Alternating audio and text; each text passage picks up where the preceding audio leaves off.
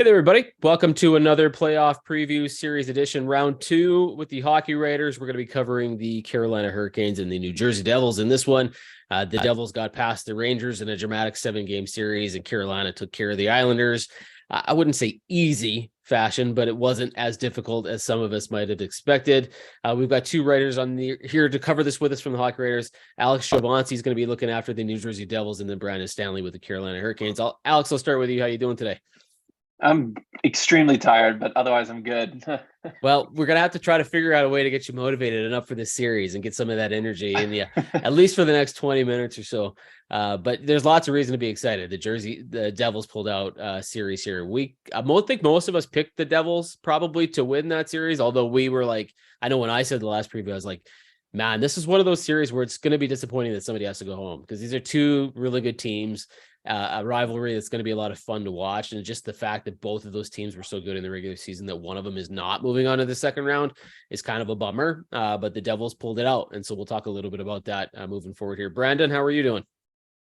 I'm hanging in there. I would hate to say I'm tired too, but if I didn't, I might be lying.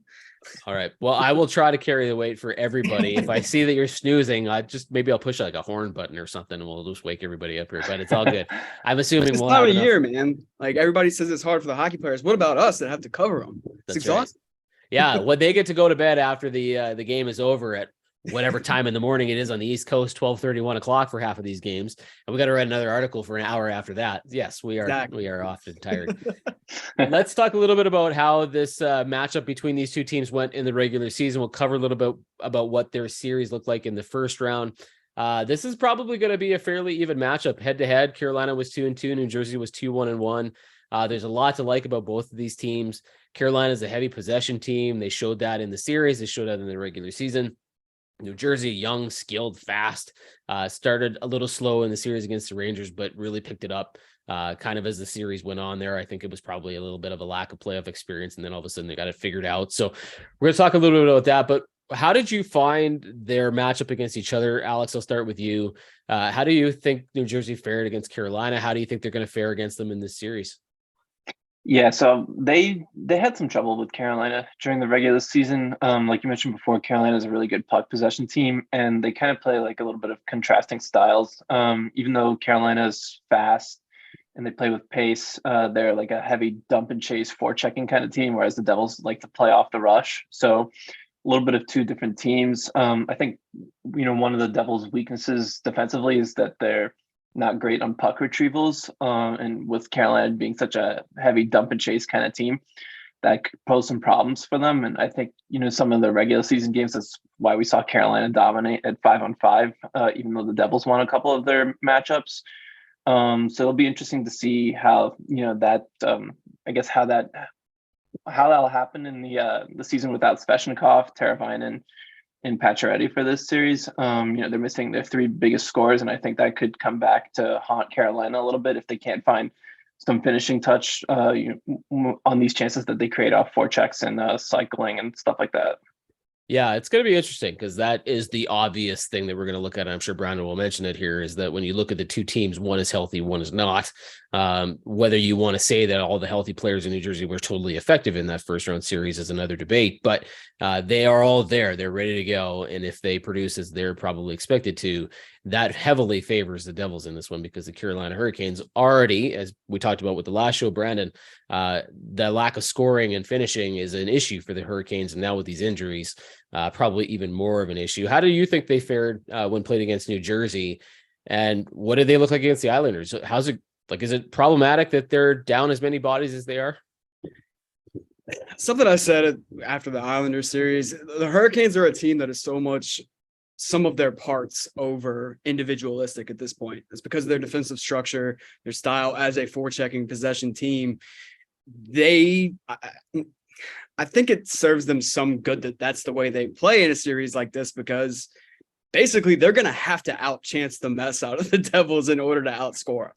It's just how it feels. Like if you go shot for shot with a team like the Devils, look at these two teams on paper. Like, I don't want to say that always tells the story, but in this situation, I think it does. You don't want to be creating transition opportunities back and forth like that against Jack Hughes, Nico Hischier, and, go down the list. I don't sit here all night talking about their forwards, but We had some really interesting matchups with them in the regular season, and it is kind of a shame that there are so many bodies out for the Hurricanes because there were some great games between the two teams. But it's going to be interesting to see how the Hurricanes try to choke off that offensive attack. And they're a really aggressive team, and I think you might want to scale that back a little bit against a team like the Devils because their transition attack, going on the counter attack can be really, really dangerous. So you might want to. It'll be interesting to see if they pinch a little less than they usually would against a team like the Islanders. Yeah, no, it should be intriguing to see if it's a style versus a skill set sort of game, or like Carolina comes in and does what they always do, which is heavily possess the puck and keep that possession and play in their own zone or play in the Jersey zone for most of it, even if they're not getting the scoring chances, whereas the Devils are going to try to let their guys be their guys. Alex, I'll come to you with this next one. Just a quick rundown here. I mean, Carolina, Sebastian Aho with 7 points, Brent Burns with 5, Seth Jarvis with 4. Not a ton of scoring from the Carolina Hurricanes in that respect. Some of their guys on the blue line didn't necessarily step up.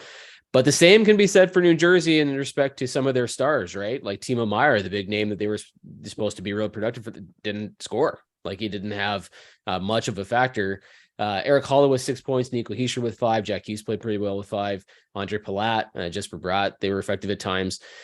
Who was the player that kind of was the one that helped out New Jersey a lot in that series against the Rangers? And who do you expect to be the player that New Jersey is going to kind of count on here against the Hurricanes? Yeah, so I think the player that actually made the biggest difference for the Devils in that series against the Rangers was Akira Schmid. Probably one of the best storylines of the playoffs so far.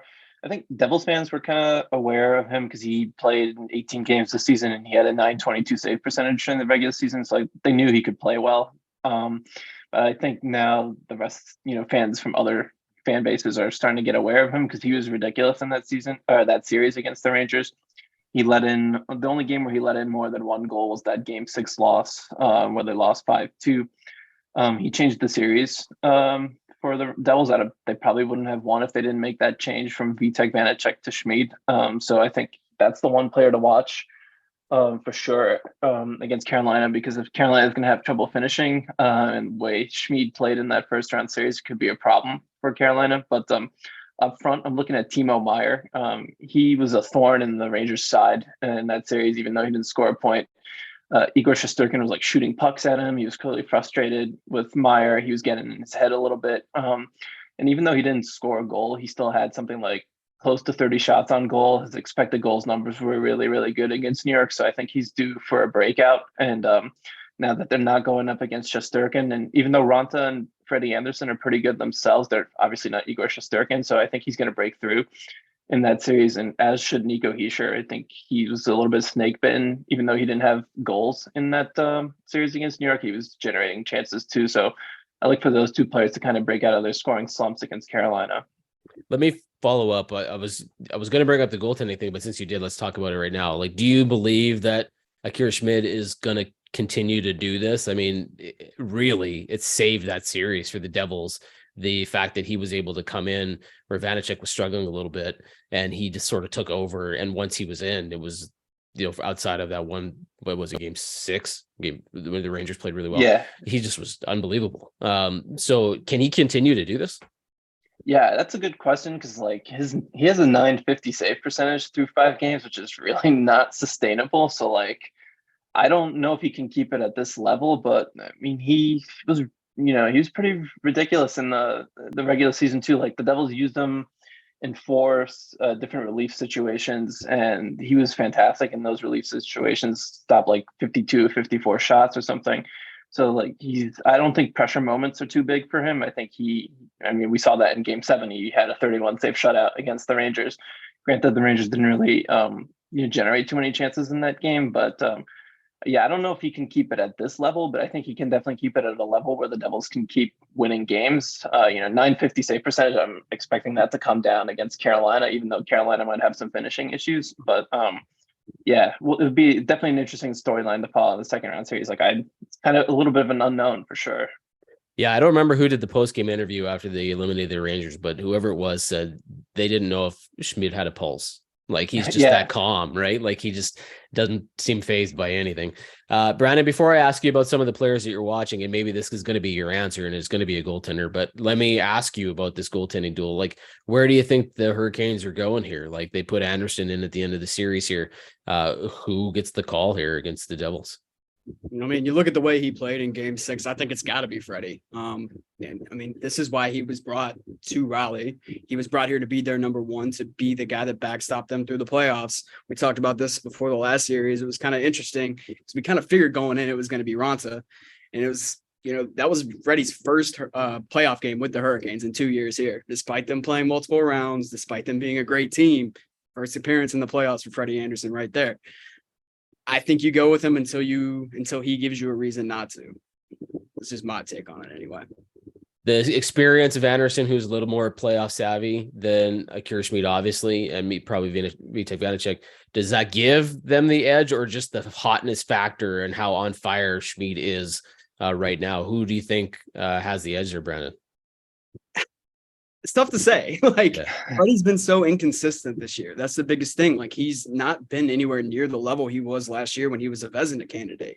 So that's the big concern for the Hurricanes. If you go with him into Game 1, he's had great games this year and he's followed it up with a stinker. And you really don't want that in Game 1 on home ice. I think it's going to be a really big game for the Hurricanes. They need to get off on the right foot if they have any designs on winning this. They've been so good at PNC Arena in the playoffs in recent years. They need to get off to a good start. I'm not going to say Game 1 winning it guarantees them a series win, but I think losing it might be a big deal if they do. So I think it's a big storyline going into Game 1. They need him to continue to be that guy that he was in Game 6.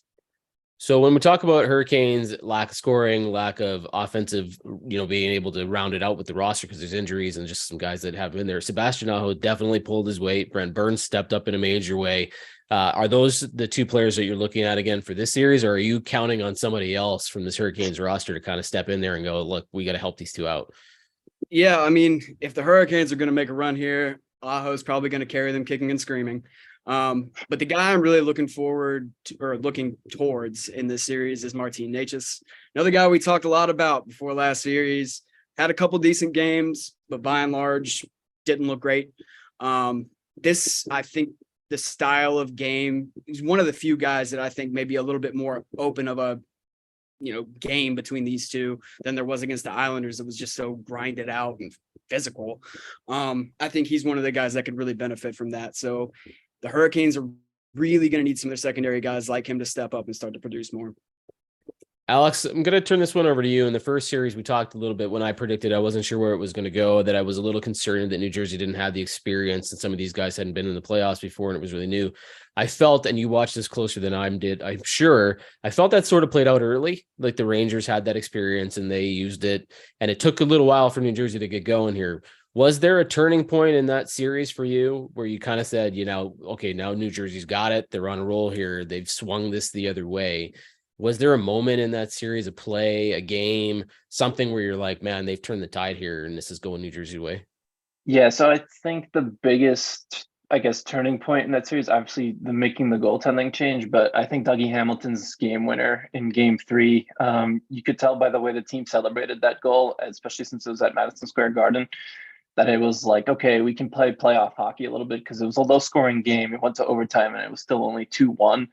And they're like, okay, this is a little bit more like what playoff hockey is like. We can adapt to that. And I think the coaching staff did a really good job of making adjustments as the series went on to kind of adapt to how the Rangers wanted to play offensively, especially on the power play. I think that's another big turning point too, because in Games 3 and 4, the Rangers got nothing on their power play, whereas opposed to Games 1 and 2, that's how they killed the Devils. They really just destroyed the Devils' penalty kill in those two games. So I think those were two big turning points. And I think once they got the monkey off their back with the Dougie Hamilton game winner and they got their first win, it's like, okay, we can play a little freer. We can play our style a little more here. And I think as we saw the rest of the series go, you could see the Devils were starting to come on. They were really controlling play at 5-5. I mean, Game 7 was just a bloodbath at 5-5. The Rangers couldn't generate anything. And I think at that point they had broken the Rangers' will. So I think that Dougie Hamilton game winner really kind of gave them the confidence they needed to make the comeback in the series. Do you think that confidence now carries forward here for the rest of the playoffs? Like now that they've realized, okay, well, those first 2 games, we got them out of the way. Okay, now we can play this. We are a little bit more playoff experience. We know what the games are going to be like. We have this feeling that we can hang in here and then eventually win these games. Does that carry over? Do you think they have a little swagger now in their game? Yeah, I definitely think he'll carry over to start the Carolina series, and then I think it'll depend how that series starts. Like if they lose the first 2 games and go back to New Jersey down 2-0, maybe they get a little shaken up by that. But they've shown a lot of resiliency this year. I mean, they were just down 2-0 in that series to the Rangers and won 4 out of 5 to take it. They hadn't lost back-to-back games since December until that first 2 games in the Rangers series. So like when the pressure's on, they've adapted really well, which is impressive for a young team that doesn't really have that much playoff experience. And Nico Hischier said in his post game yesterday in Game 7 that they weren't nervous at all. They just went out there and they had fun. And Jack Hughes had said something similar too. He's like, we're a young team, like we don't know any better. We just go out there and play our game. So I think the experience thing maybe actually got overblown a little bit because it doesn't seem like the team cared. They just like, we don't really know what to do, so we're just going to go out there and play our game. And as the series went along, I think you saw that take fold. Yeah, sometimes ignorance is a good thing, right? Like when you don't know what you don't know, sometimes that's good. Like you don't realize that you're supposed to crumble under this pressure, right? Brandon, what about you? Was there a turning point in the series with Carolina and the Islanders? We talked in that first round about how we thought those games were going to be pretty low scoring. I think some of it, we were like, this might be the series that puts people to sleep. Was there a moment in that one where they kind of like, okay, we've got this? It's kind of hard to say because they went up 2-0 and then they were up 3-1 after going to New York. And it's like they were kind of in control. It felt like the entire series until, maybe when the Aho goal in Game 6 to tie it. Like, I know that's really late in the series, but, at that point in time, it was kind of starting to get to be white knuckle time in Carolina. They had just lost back-to-back games, including a game at home. They're supposed to win their home games in the playoffs. That's been the theme here for the last couple of years. And they're down in the third period, staring at a Game 7 against Ilya Sorokin in the face. And then Aho just makes a fantastic play, gets his own entry cleanly, makes a pass through the middle of the ice, gets to the front of the net, wins the battle, does all those little things we've come to expect Sebastian Aho to do. And after that point, I think there was a lot of, calmness in that Carolina bench after that, and kind of more of that feeling of, okay, I think we're going to get this done. Because I kind of thought, like, when he scored that goal, I was like, at this point, I think the Hurricanes are going to get it done in overtime or, before the end of regulation, if not. And they did. So I guess that's the point I'm going to go with. Yeah, well, sometimes all it takes is a goal to let the air out of the room, right? Like that was right. Maybe what happened there. I asked that question, and Alex, I'll come back to you because I want to transition from a turning point in the last series to a key in this upcoming series. Is there something you think the New Jersey Devils are going to have to key in on here, a strategy, a certain style, like something that they're going to have to do that's going to be key to them and taking this from the Hurricanes? I don't know if it's like a certain strategy, but they definitely need their big times. Like they need their top players to score. Like Jesper Bratt, Nico Hischier, Timo Meier only having 1 goal combined between the 3 of them in the first series. And Jesper Bratt's was that empty net goal that made it 4-0 in Game 7. I don't think they can beat Carolina that way. So these guys are going to have to break through. As far as a strategy thing, I think the dump and chase thing was probably the biggest concern the Devils should have going into that series. The Rangers are a similar team in that they like to play off the rush too. I think watching what Brent Burns is going to do offensively too is going to be a problem because without their forwards, it feels like the Hurricanes are just kind of funneling their offense through Brent Burns at this point. So they have to key in on him. So it'll be interesting to see how they decide to, I guess, take him on. In the Rangers series, they had Nico Hischier's line against Mika Zibanejad. They pretty much hard matched him against Zibanejad, and Zibanejad did nothing other than in Game 5. So that might be something they look to key in on. But like one particular thing, I wouldn't say so. I think there's like a few little smaller things that they probably want to key in on, but like one thing, it's tough to say. Yeah, so more of a keys to the game, keys to the series as it is. Yeah, that makes sense. I want to get your opinion on this one before we move on here, and we talk about Timo Meier, and he needs to step up and score a little more. I want to get your reaction on the hit. So, was it clean? Was it not clean?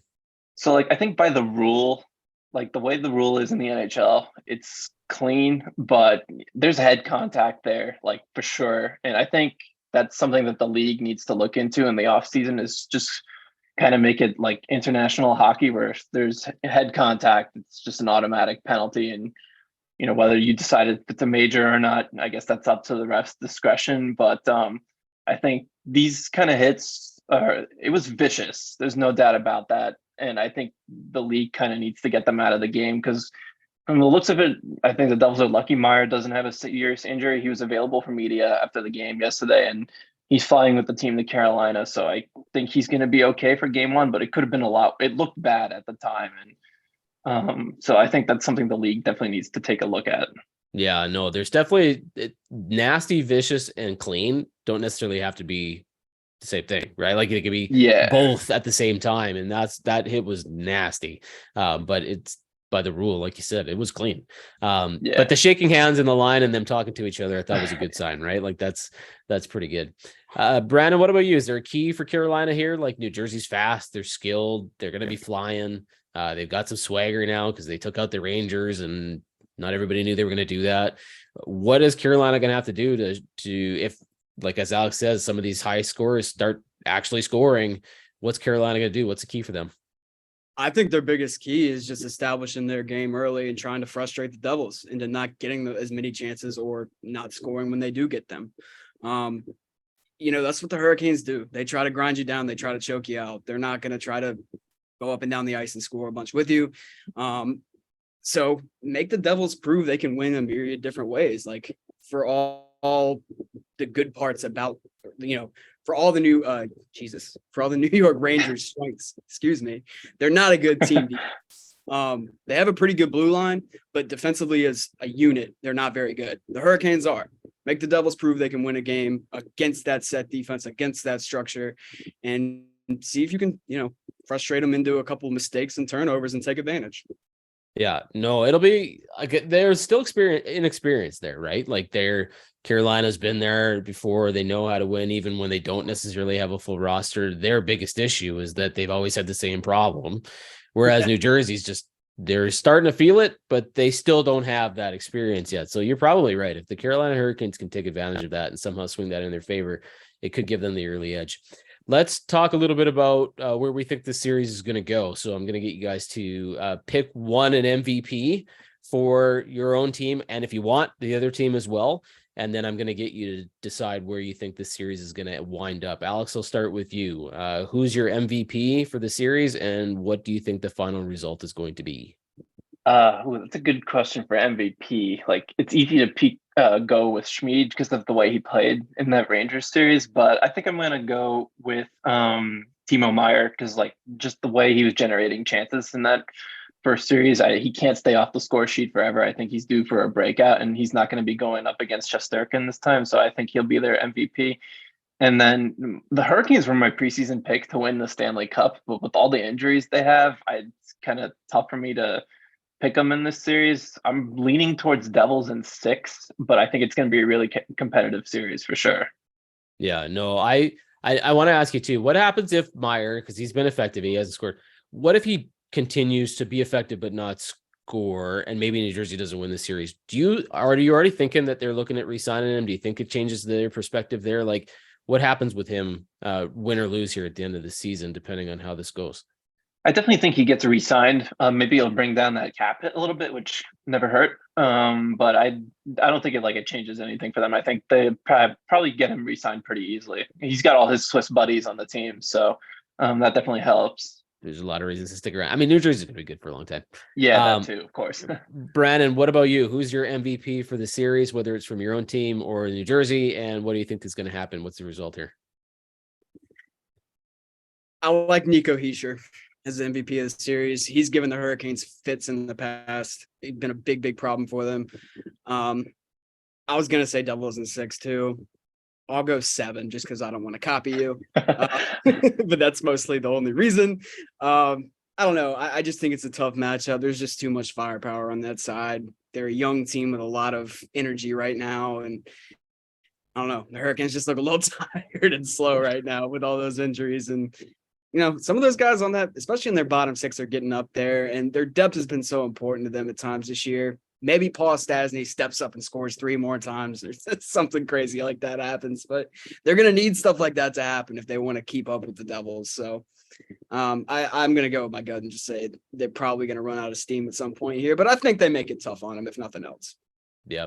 I'm going to go New Jersey too. I think it's going to be New Jersey in 6. My biggest concern here, and I am certainly not predicting or hoping that this happens, but if something were to happen to Sebastian Aho, like he's the last guy on that line, if there's an injury or there's something like that, Carolina's got nothing left. And we've seen in these playoffs how quickly and how easily you can get hurt, right? So that changes everything. If he's not in that lineup, and again, I'm not predicting it, I'm not hoping that it happens by any means, but they're down to their last straw, essentially, in Carolina when it comes to that forward group. Martin Necas, as he said, is going to be effective, but it's the Aho show, and that is kind of how it's got to go for Carolina for them to be successful.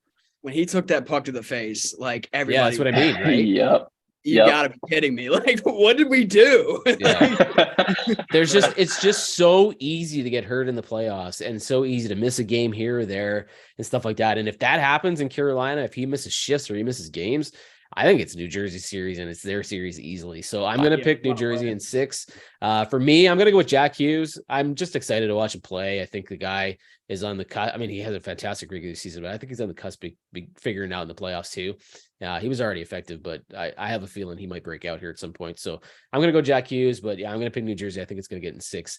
And that's me thinking, and no disrespect to Carolina, that's me thinking Carolina hangs on a little longer than I expect them to. So I'm going New Jersey in 6 on that one. Thanks, guys. I appreciate this. Alex and Brandon, if you want to check out their work at the Hockey Writers, please feel free to do that. They're covering the playoffs on a regular basis with their work. Alex, where can they find you on social media if they want to read your stuff? Yeah, so you can find me on Twitter. That's the best place, at AlexC_THW. Cool. And Brandon, what about you? At BW Stanley 26. That's me on Twitter. That's the only place to find me, really. There you go. That's all good. That's where most people are finding everybody nowadays. For everybody else, as we do this, check out all the other videos for the playoff previews. We are wrapping them up right away here. They're going to be on the YouTube channel. Put it in the comment section. Let us know what you think is going to happen with the series. Who you picking? How many games? Let us know if you want who the MVP is going to be of the series. Let's see those comments and like and share these with everybody else. For the rest of the series, one of you will probably be back to talk about who wins this thing as we go to the Eastern Conference Finals with one of these two teams. So hopefully we'll get the chance to have you back. Thank you very much for doing this. And for everybody else, we'll talk to you. Enjoy the series. Have fun with the rest of the playoffs. We'll see you on the next one.